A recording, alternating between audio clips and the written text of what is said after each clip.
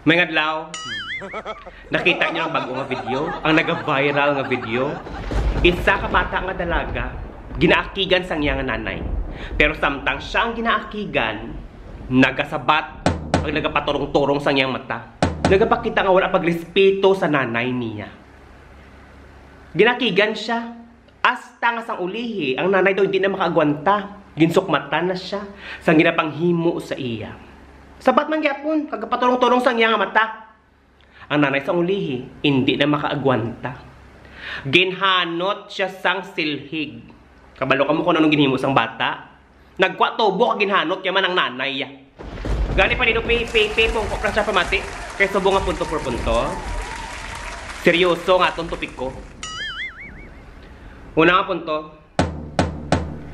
Sa panahon subong, kabudlay magdisiplina sang mga kabataan sa tudtuod lang. Gani nagabilib ako sa mga ginikanan ngang ila mga kabataan mapadako nila nga may paghigugma, pagpalangga, pagrespeto o kung mangin maayo ang pamatasan. Pero kung may maayong pamatasan, mayara man niya nga mga nanay, kag mga tatay, kung ano kabalingag, amo man kabalingag ang ilang mga kabataan. Why kinalis? Pareho sila ka daw, hindi mga mapuslan. Kadua nga punto, para sa nanay. Ang pamangkot ko, nga akinahanglan gid i-video. Nga akinahanglan i-video, samtang ginasapote ni mong imong bata, para ano? Kaya siyempre dalaga na nahuya na. Anong rason? Para sa ano? Ipakita sa kadamaan? Para ila sundon? Pues ang pagdisiplina, why standard? Kanya-kanya ina. Depende sa ginikanan kay sila nakakilala sa ilang nga kabataan. May araw niya nga pagdisiplina kung nakasala ang bata papungkoon. Akigan, sermonan, para hindi ina pagliwaton. Di okay man. Pero kung ang imo nga bata imo ginaakigan, ginasermonan, tapos nagasabat, gapaturong-turong pa sang iyang mata, sigurado ko pati ikaw may kulang. Gani antes magdisiplina, imo anay pamangkuton ang imo kaugalingon. Ano ang nahimo ko nga sala? Ano ang nahimo ko nga malain? Nga ang bata ko nag-amusin na. Ikatatlo nga punto. Para liwat sa nanay, strike 2. Wala ikaw sa karapatan. No, nga sukmatan ang imo nga bata sang imo ginapanghimo, ang ginapanghatag sa iya sang iyang mga kinahanglanon, sa iya nga pagkaon, sa iya nga pag-eskwela. Kay ti nanay ka, responsibilidad mo ina. Kung hindi ka gusto, taniway ka na mata.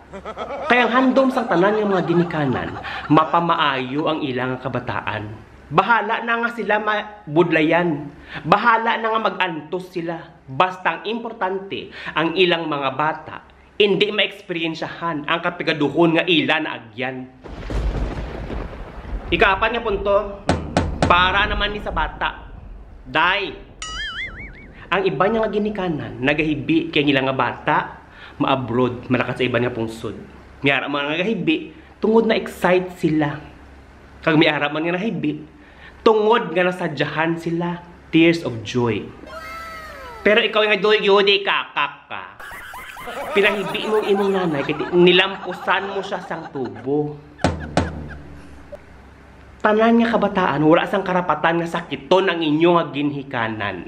Subong, hindi mo pa na marealisar nga sala ka. Hindi ka pa maghinulsul. Pero tani, hindi lang mag-abot sa tinion, nga kung ikaw mangin nanay, lampusan ka man sang imong kabataan. Kalima nga punto, para sa bata, strike 2. Biskan ano kakalain o kung malain ang inyo ginikanan. Siyempre kung kisa makasabat ka. Given na ina makasabat ka. Mayara man ng mga bata nag-rebuildi tungod hindi sila mag-intindihan sa ilang ginikanan. Pero ang pinaka-importante sa tanan, biskan ano pa kamalain sa inyo ginikanan, wala ka mo sang karapatan nga sila sakiton. Malain ka na kung magsabat ka sa imong nanay kag tatay. Malain ka na kung hindi mo pagpatihon ang ilang ginahambal. Pero ano ayan tawag? Kung imo ginsakit ang imo ginhikanan. Anong tawag sa imo? Kay ginsakit mong imong nanay. Ano ina? May pagkademonyita ka na imo ya? Hmm.